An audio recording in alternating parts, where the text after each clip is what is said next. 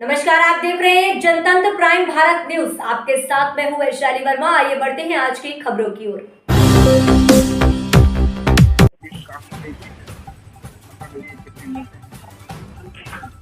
काफी दिनों से एक सूचना मिल रही थी कि हमारे आसपास के मार्केट या लखनऊ के शहरों में कुछ लोगों को हाथ से फेक करेंसीज लग रही थी। 1, 2, 3 ऐसे कोई मेजर नहीं था, लेकिन 1, 2 था।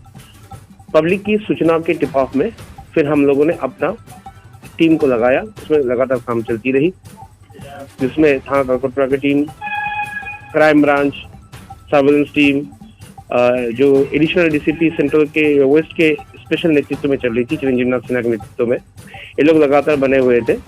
कल रात को जब सूचना मिली कि ऐसे कुछ अपराधी हैं जो करेंसी फिर खपाने के लिए निकले हैं, तो तत्काल टीम भेजी गई और 5 लोगों को गिरफ्तार कर लिया गया। ये 5 लोगों के साथ पास से 50 रुपया, 100 रुपया, 200 रुपया, 500 रुपया के डिनोमिनेशन के अलग अलग जाली नोटें मिली हैं। कुछ नोटें अभी भी, जब उसके बाद इनको पकड़ा गया, इनसे पूछताछ कड़ाई से की गई, तो पता चला कि और भी नोट बनाने की मशीन्स और आधे अधूरा बने हुए नोट भी हैं, जिनको भी बाद में रिकवर कर लिया गया। इनके साथ प्रिंटिंग प्रेस, बनाने के बहुत सारे सामग्री, जो नोट्स अभी भी कटे नहीं है, मतलब प्रिंट होकर फ्रेश तैयार है, बस प्रॉपर शेप में काट के छोड़ना। उनको पता चल गया कि वो सब भी बरामद हो गए। पता चल रहा था ये लोग टीम के अलग अलग मेंबर अलग अलग काम करते थे। इसमें मुख्यतः जो है वो सलमान था, जो इस फेक करेंसीज को बनाते थे। एक जमीन है जिनके माध्यम से ये अलग अलग लोगों को डिस्ट्रीब्यूट करने की कोशिश करते थे, जिनके भी 2-3 लोग पकड़े गए हैं। एक दो लोग अभी बांछी चल रहे हैं, जिनको पकड़ना शेष है और उसमें कार्रवाई की जा रही है। इसमें बताने वाली बात मेनली ये है कि इनके द्वारा एक टेक्नोलॉजी नो हाउ लिया गया कि कैसे इन करेंसी को बनाया जाता है। इसमें जो अभी भी वांछित चल रहा है हमारा जमीन, पता चल रहा है कि इतना हमें अभी तक पूछताछ में पता चला, पहले भी ये शायद नकली नोटों का काम में इन्वॉल्व था। ये बेल में छुटा हुआ था, फिर फरार था। इसी के माध्यम से ये जो सलमान वगैरह, इसकी टीम तैयार की गई थी इसके द्वारा, जो ये लोग नकली नोट छापने का काम सीख गए थे और शहर के अंदर ही इसको तैयार करके डिस्ट्रीब्यूट करवाने की व्यवस्था कर रहे थे।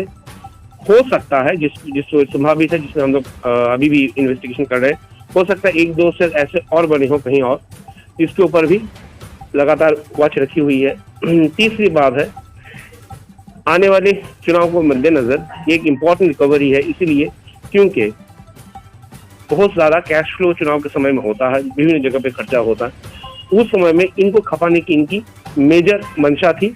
इससे 2 फायदे होते, एक, इनको बहुत सारा पैसा मिल जाता, लाभ हो जाता, और दूसरा, ये एक ऐसा क्राइम है जिससे देश की सार्वभौमत्व और अखंडता और तथा इसकी जो इकोनॉमिक सिस्टम है, आर्थिक अवस्था है, उसको भी चोट पहुंचती है। तो ये बृहद लेवल का क्राइम है, पनप रहा था। इसको समय रहते पुलिस ने पकड़ लिया और इसमें अभी भी इन्वेस्टिगेशन कंटिन्यूअस है। इसके अलावा भी इन नोटों का जुडिशियल मजिस्ट्रेट से परमिशन मिलता, स्पेशल नासिक प्रेस होता है, वहाँ पे आरबीआई के माध्यम से भेजा जाएगा। उसमें कुछ फीचर्स चेक किए जाएंगे। ऐसे अगर कुछ फीचर्स और संज्ञानिक होते हैं उनके स्पेशल टीम द्वारा चेक करने के बाद, तो हो सकता है दूसरी सेंट्रल गवर्नमेंट का ऑर्गेनाइजेशन भी इस इन्वेस्टिगेशन के पार्ट बन जाए। कितने नोट इन लोगों ने चला दिए थे, कितनी रिकवरी हुई? मैं बोल रहा हूँ कुछ 81,000 के आसपास की रिकवरी हुई है।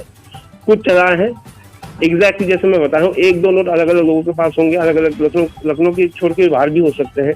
उनको ट्रेस कर पाना इस मोमेंट बहुत डिफिकल्ट है, लेकिन जो अपराधी और भी है, 2-3 फरार है, मुझे उम्मीद है उनके पास से भी हमें अच्छी खासी रिकवरी होने की संभावना है। इसके लिए टीम ऑलरेडी लगी हुई है।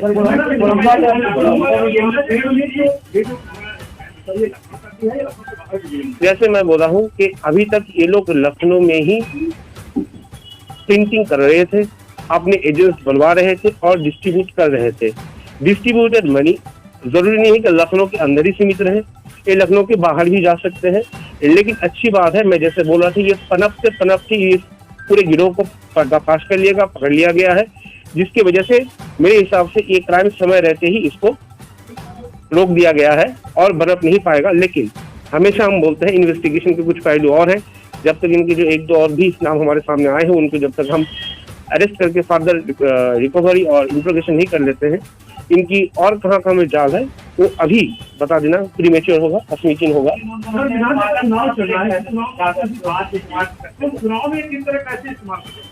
देखिए, मैं जैसे बताया हूँ, चुनाव में जो हर किस्म की होती है, छोटे छोटे दुकानदार इन्वॉल्व होते हैं, छोटे छोटे प्रिंटिंग मशीन इन्वॉल्व होते हैं, छोटे छोटे प्रेस के लोग इन्वॉल्व होते हैं, छोटे छोटे दुकानें इन्वॉल्व होते हैं, खाने के पीने के व्यवसाय होती है, ठीक है। इन सभी में कैश फ्लो होता है, वहाँ पर ऑनलाइन ट्रांजैक्शन की संभावना खूब कम है। अब गांव में ऑनलाइन ट्रांजैक्शन संभव नहीं है। कोई बेचारा गया दो पैकेट बिस्कुट खरीदा एक फॉर्च्यून की दुकान से, अब वहाँ पर ऑनलाइन कैश ट्रांजैक्शन नहीं होता है। वहाँ पे स्मॉल डिनोमिनेशन के लोकल कैश इस्तेमाल करते हैं उस समय में, और उनकी बहुत ज्यादा जानकारी भी नहीं होती है कि कौन सा नोट सही है, कौन सा नोट गलत है। वो विश्वास के बल भी इनको चलाते हैं। उन जगहों में खपाने की बहुत ज्यादा संभावना इसकी बनती है। सर, एक सवाल ये है कि नोट एक जो नोटों को जो है खपाने काम करते हैं, तो कितना पैसा दिया जाता है नकली करेंसी के बदले? मैं बता रहा हूँ, एक जो मिनिमम 10,000 80,000 रुपए, 80,000 नकली नोट, मतलब उसका कोई कीमत तो है नहीं, वो 80,000 लेकिन उसमें दिखता है 80,000 के अगेंस्ट में वो लोग 10,000 असली मुद्रा लेते थे। जैसे मतलब टीम अब इंटीग्रेट वे में काम कर रही है, लेकिन इनकी नोटों की क्वालिटी काफी अच्छी है, जो काफी क्या बोलते चिंता का विषय है और काफी अच्छी दिखती है, चिंता का विषय है। मैं बोल रहा हूँ सारी इन्वेस्टिगेशन के सारे पहलू हम तत्काल नहीं बता सकते हैं। इन्वेस्टिगेशन चल रही है, हो सकता है इसके बाद कोई दूसरी एजेंसीज भी इसमें इन्वॉल्व हो और इन्वेस्टिगेट करे, तो जैसे जैसे इसके प्रकाश में आएगी हम तो कब से ये वहाँ पर रहते थे, कब से ये काम कर रहे थे? इनका ठिकाना बदलता रहता है। ये कुछ 4-5 महीने से उसी ठिकाने में बने हुए थे। सर, करेंसी के साथ साथ क्या क्या चीजें बरामद हुई हैं, और क्या जो नोट ये छाप रहे थे नॉर्मल कागज से कर रहे थे या इसके लिए भी कुछ ही अलग? देखिए, हमारा अगर केस आप देखेंगे, हमने स्पेसिफिकली जो कागज इस्तेमाल लिया है उसका लिया है, वो 85 GSM है। GSM का फुल फॉर्म होता है ग्राम पर स्क्वायर मीटर।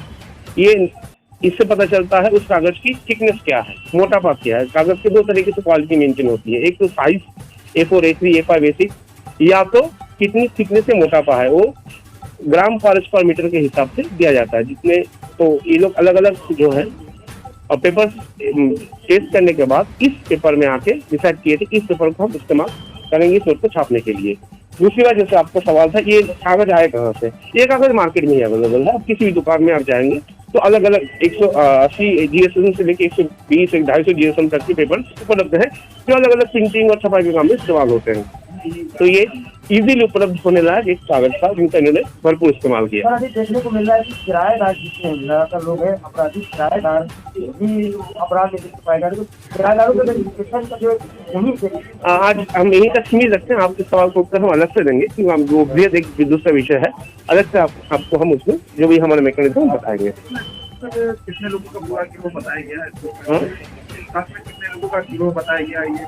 अभी तो 5 बता है, इमीडिएटली और 3 लोग वांछित है, उनसे पता चलेगा आपकी की श्रृंखला क्या है।